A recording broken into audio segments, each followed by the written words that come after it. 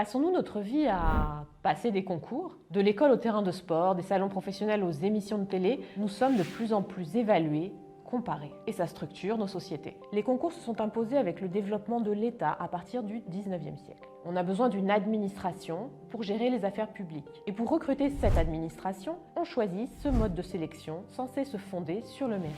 Les candidats y sont soumis à des épreuves identiques en temps limité. Aujourd'hui, ce format du concours, il se décline dans une grande variété de situations qui n'ont plus rien à voir avec l'État, des tournois de jeux vidéo au concours de chant. Et il résonne avec les impératifs de productivité du secteur marchand. On peut le voir lors des salons agricoles par exemple. Annabelle Alouche est maîtresse de conférences en sociologie à l'Université de Picardie. Elle s'est penchée sur cette société du concours et ses ressorts. Il y a derrière les concours, derrière le recours au mérite et plus largement derrière les concours, une demande de distinction qui est contradictoire, il me semble, à la question ou avec la question des aspirations à l'égalité. D'un côté, on ne cesse de réclamer plus d'égalité, voire de justice sociale, qui ne signifie pas forcément plus d'égalité, mais plutôt plus d'équité.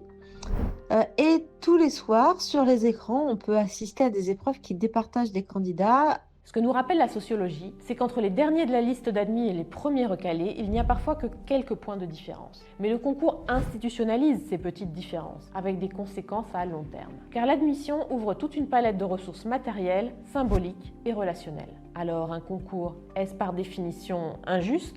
Ce qui est intéressant, c'est de voir à quel point finalement, on cherche d'abord à se distinguer par le concours pour accéder à un bien ou à un statut social.